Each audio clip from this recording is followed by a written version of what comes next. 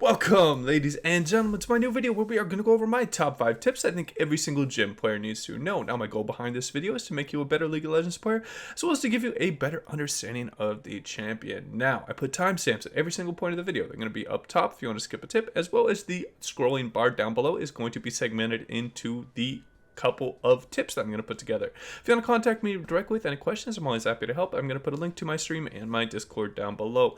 As I'm a bit limited with this format, only doing 5 tips, I heavily encourage you guys to add your own tips down below. And with all that out of the way, let's jump into tip number 1.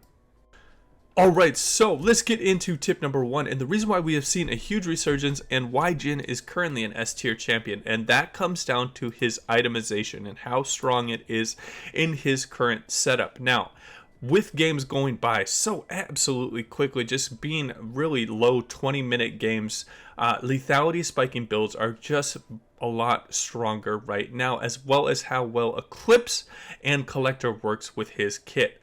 Giving him a really unique item stat line of attack, damage, crit, and lethality just provides Jhin with everything that he wants to get out of that second item, as well as Eclipse being it's such a great first item for him, giving him attack, damage, lethality, Omnivamp, which is a great way to sustain a little bit in those 1v1 fights, and it gives you movement speed, percentage health damage, and a nice little shield, as well as giving that 6% max health percentage. It really helps you get the enemy down into execute range with your 4th shot. If you're looking for some pretty solid runes, you have 2 choices. You can go either Comet or Dark Harvest. I like Dark Harvest a lot more if you know that you are going to be consistently trading down in the bot lane in skirmishes. Taste of Blood can be good if you need a little bit of more sustain, but you can go things like Cheap Shot as well. Ghost Portal is very strong, and then Ravenous Hunter giving you even more healing and sustain. Nimbus Cloak is very important because that's how you survive on Jhin, is just having a very good amount of movement speed, as well as Transcendence is good because of how ability based Jin's kit. He is perfectly situated to really take over the early season in season 11, so always make sure that if you are an ADC main that you have this guy in your back pocket. If he is available and not banned, Jhin is going to be able to absolutely take over a game. And that will wrap up tip number 1.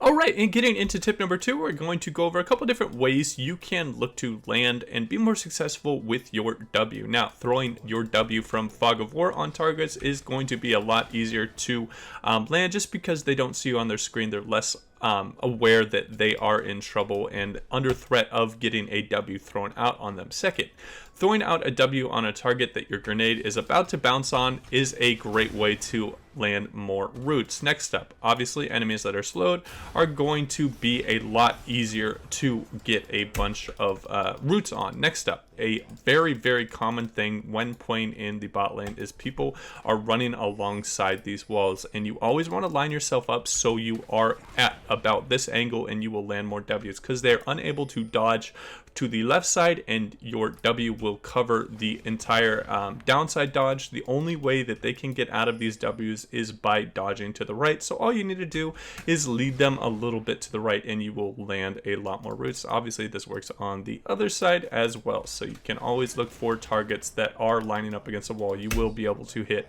far more people with your W's, and that will wrap up tip number 2.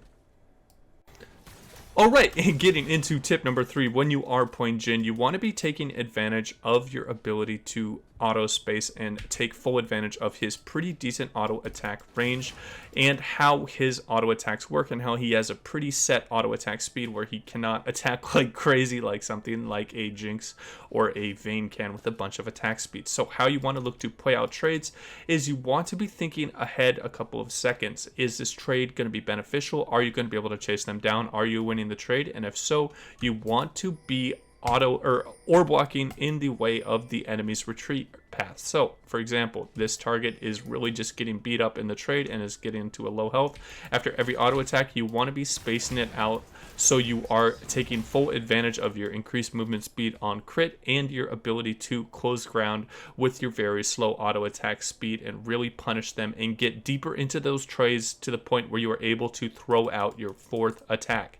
Now conversely, if you're in a trade that you are losing but you still want to get a little bit of a trade back, you can just be walking backwards, and you want to just be taking full advantage of that dead time between your auto attacks, or else you are just going to be very, very vulnerable. You're going to get hit by more skill shots, and you're going to put yourself in very poor positions. So if you find yourself getting a lot of deaths in Jhin and you're in lower elo, really make sure that you're practicing this in your overall gameplay in the practice tools. Next up, Jhin is a utility ADC. There was actually a pretty big utility ADC meta where all you would see was Jhin and Ashe a couple of seasons ago. So when you are looking to play Jhin, there are going to be a lot of early skirmishes that are going to pretty much decide the games in this current meta in the preseason in season 11. So consistently looking for roams, pushing out your lane, and looking for your ability to provide a bit of utility with getting roots on the enemy targets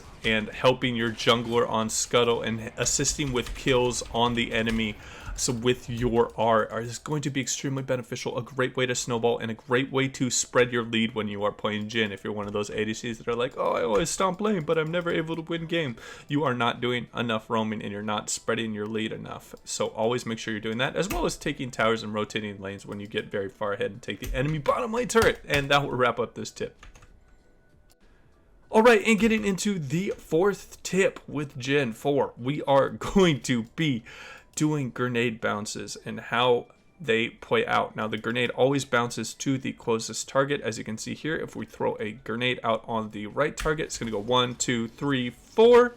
But if we go over and we throw the grenade to the left target, it's going to bounce 1, 2, and then 3, and then since this target is right on the edge and is a little bit out of range from this third target dummy, it is not going to go over to that fourth target. So getting a very good understanding of where you should be throwing your grenades so you can hit the maximum amount of targets is going to be absolutely crucial, because this can be the deciding fight in, or the deciding play in a lot of these different team fights. Being a lethality Jhin, you get so much damage out of your grenades. You really want to make sure that you are placing it on the targets that it needs to hit, or else you will be playing at a very suboptimal level when you are playing Jhin. And that will wrap up this tip.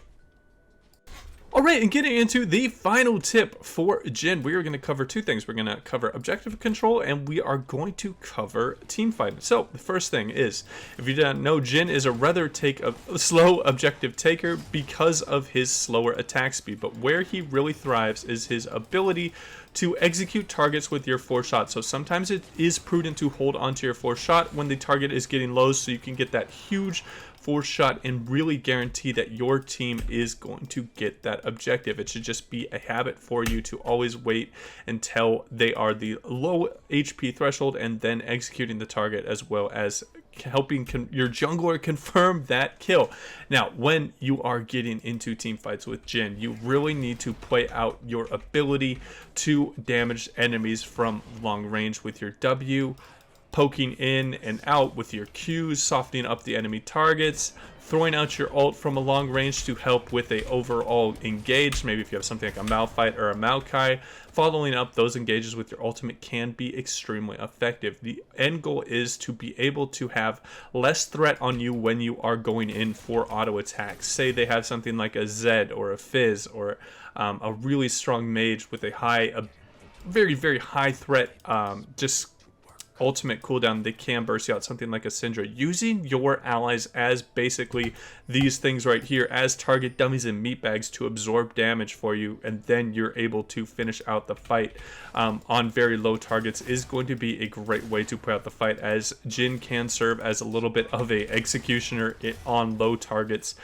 with very high HP thresholds. If you did not know, Jhin really thrives against enemy targets that are bruisers with high HP thresholds and low armor values. Things like people that build Sterix and Black Cleaver and Triforce. This is really where Jhin can shred enemy front lines. So always look to take advantage of these tips I give you. If you guys have any questions for me, you can hit me up in the comments down below. And as always, take it easy.